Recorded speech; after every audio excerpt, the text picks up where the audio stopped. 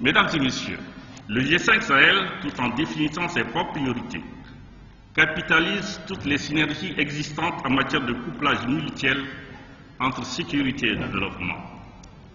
Il ouvre le champ de la coopération à tous les horizons sans exclusif, dans l'intérêt bien compris des populations du Sahel. C'est ainsi que très tôt, dès le mois de juin 2015, le G5 Sahel et le système des Nations Unies se sont mis d'accord sur une feuille de route, un cadre de coopération. Et le projet Gestion des frontières et des communautés frontalières qui nous occupe ici, lancé par le PNUD en partenariat avec l'International Center for Policy Development et ONU Femmes, faisait déjà partie des projets phares présentés au secrétariat permanent du G5 Sahel à l'occasion de la mise en œuvre de ce partenariat. Mesdames et messieurs, ce n'est point le lieu ici de vous détailler l'ensemble des projets qui, dans l'escarcelle du G5 Sahel, concourront aux objectifs du projet Gestion des frontières et des communautés frontalières. Du reste, cet inventaire a déjà été fait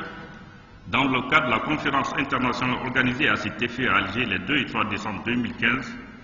à l'initiative de la mission de l'Union africaine pour le Mali et le Sahel et de son chef, son Excellence Pierre Bouyoya, que je tiens ici à remercier très chaleureusement, ainsi que la Commission de l'Union africaine, pour avoir associé à cette occasion le G5 Sahel aux travaux d'information mutuelle sur les différentes initiatives focalisées sur le Sahel. Aussi, le G5 Sahel s'inscrit-il résolument dans la filiation de l'Union africaine, de l'architecture africaine de paix et de sécurité et du processus de Nouakchott, ainsi que son corpus juridique ne cesse de le rappeler. Les pays du G5 Sahel sans ostracisme vis-à-vis des autres pays sahéliens appartiennent sans exclusif à l'espace sahélien et constituent un ensemble homogène, non seulement de par leurs caractéristiques physico-naturelles, leurs indicateurs de développement socio-économique, mais aussi par leur histoire, leur géographie et leur culture. Et en conséquence, le G5 Sahel, dans son périmètre qui présente tous les atouts pour une convergence intra-régionale, faciliter des perceptions et donc des actions s'est vu dans son origine, comme dans le cadre d'une coopération structurée, permanente à visée opératoire. Car ce sont les États eux-mêmes qui ont souverainement décidé, confrontés aux mêmes défis de sécurité et de développement, de coopérer de manière structurée et permanente. Mesdames et messieurs, lors du deuxième sommet ordinaire du G5 Sahel le 20 novembre dernier, les chefs d'État ont d'ailleurs franchi un pas supplémentaire en voulant faire du G5 Sahel un espace d'intégration où ils se sont engagés à plus de solidarité, de cohésion, à une mutualisation des efforts dans l'action à tous les niveaux pour avoir une position commune sur les questions majeures. Et leur volonté s'est traduite par leur décision de lancer 4 projets structurant l'ensemble des 5 pays qui sont la création d'une école régionale de guerre du G5 Sahel en République islamique de Mauritanie, la création d'une force conjointe, la création d'une compagnie aérienne régionale, la construction d'une ligne de chemin de fer reliant la Mauritanie, le Mali, le Burkina Faso et le Niger au Tchad. Ces 4 projets structurants illustrent bien l'une des particularités du G5 Sahel qui s'efforce dans chacun de ces projets d'élaborer des solutions en croisant les perceptions des acteurs du domaine de la défense et de la sécurité avec les perceptions des acteurs classiques du développement. À cet effet, le secrétariat permanent a par exemple rodé des procédures qui permettent d'apprécier l'urgence relative des projets d'infrastructure au regard des perspectives de sécurité locale. En effet, et contrairement à ce qui a pu être compris ici ou là, notamment dans la sphère médiatique, le G5 Sahel n'est pas une organisation internationale de défense et de développement, et de sécurité, plutôt. C'est d'abord une organisation de développement, certes, dont l'originalité réside dans le couplage, dans la réflexion en amont, comme dans l'action en aval, entre la défense et la sécurité d'une part, et le développement d'autre part, l'un n'allant pas sans l'autre, a fortiori dans notre espace sahélien au particularisme bien connu. De manière générale, dans le paysage institutionnel sahélien, la valeur ajoutée du G5 Sahel réside dans le principe de complémentarité ou de subsidiarité de ces actions, ainsi que dans la coordination et la mise en cohérence des initiatives plus ou moins localisées dans la perspective d'intégration régionale et de mutualisation des efforts. Le G5 Sahel entend aussi mobiliser les capacités existantes dans les États, à travers les échanges de bonnes pratiques et de partenariats actifs avec les organisations de la société civile, du secteur privé et de tous les acteurs non étatiques dans une approche participative, dynamique, complémentaire, privilégiant le faire-faire tout en veillant à une cohérence opérationnelle de toutes les initiatives en faveur du Sahel. L'un des principes directeurs de son action est de privilégier les zones transfrontalières enclavées à faible densité humaine, avec une faible présence de l'État et de ses partenaires, caractérisés par des indicateurs socio-économiques très bas, se situant généralement en dessous des moyennes nationales. Cette concentration des efforts de développement dans un environnement sécurisé au niveau des fuseaux transfrontaliers intra-régionaux contribuera à l'intégration des 5 pays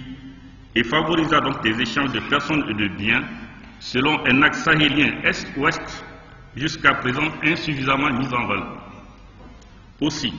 par rapport au mode de planification des organismes sous-régionaux classiques opérant dans la même zone, le G5 Sahel innove en conciliant la gestion d'urgence avec le relèvement, en minimisant les lourdeurs administratives et en suscitant plutôt les synergies et les réseaux.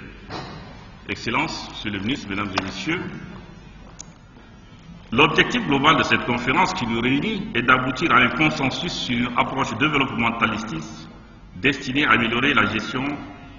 des zones frontalières dans le Sahel. En particulier, la conférence sera centrée sur 3 objectifs suivants. Convenir d'une déclaration du G5 Sahel sur l'importance de la gestion des frontières pour le développement,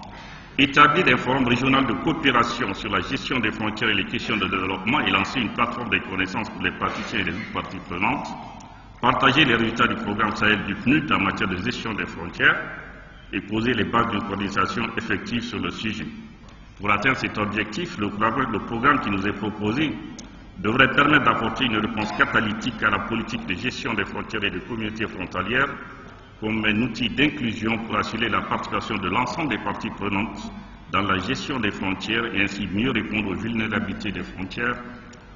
causées par la prévalence des groupes terroristes et des groupes criminels impliqués dans le trafic illicite d'armes, de drogue et d'êtres humains. Excellences, Mesdames et Messieurs les ministres, leurs invités, Mesdames et Messieurs, le G5 Sahel est sans contexte une manifestation de l'exercice de conscience politique des États face aux grands défis qui se posent dans la construction de nations plus fortes économiquement, plus solidaires socialement, plus rayonnantes culturellement et irréversiblement ancrées dans les valeurs de paix, de démocratie, de justice et du respect de la dignité humaine. La finalité du G5 Sahel est de lutter contre l'expansion de l'économie criminelle en réduisant significativement la pauvreté et en agissant dans les domaines qui influencent positivement le développement économique, social et culturel. Au terme de mon propos, je voudrais rappeler pour m'en féliciter l'existence d'une plateforme de coopération en matière de sécurité, dont l'objectif est de doter nos États d'un réseau sécurisé d'échange d'informations à caractère opérationnel, d'une charte de partenariat de coopération militaire transfrontalière qui est à sa 12e opération militaire transfrontalière conjointe entre les États de nos 5 armées, entre les armées de nos 5 États, d'un centre sahélien d'analyse des menaces et d'alerte précoce en gestation, de la décision de la suppression définitive des visas au plus tard dans les 3 mois qui suivent pour consacrer la libre circulation des personnes et des biens entre les États membres du G5 Sahel avec des mesures d'accompagnement en matière de sécurité, d'une déclaration pour la promotion des femmes en voie d'opérationnalisation avec ONUFA, d'une feuille de route sur la lutte contre la radicalisation avec une cellule chargée de la question sur le financement des Nations Unies et très bientôt la tenue ici même à Bamako les 25, 26 et 27 avril 2016 d'une conférence internationale sur la problématique et le développement de la jeunesse. En somme, c'est là autant d'initiatives dont la finalité est de faire de nos frontières un trait d'union entre les communautés frontalières et non des barrières. Aussi, au regard de la qualité des participants, parmi lesquels des sommités dont l'expertise est unanimement reconnue sur les questions qui vont être abordées, je ne doute aucun instant que les présentes assises vont déboucher sur des conclusions pertinentes qui feront avancer la réflexion et l'ébauche de solutions sur la question de la gestion des frontières et des communautés frontalières. Je vous remercie de votre aimable et patiente attention.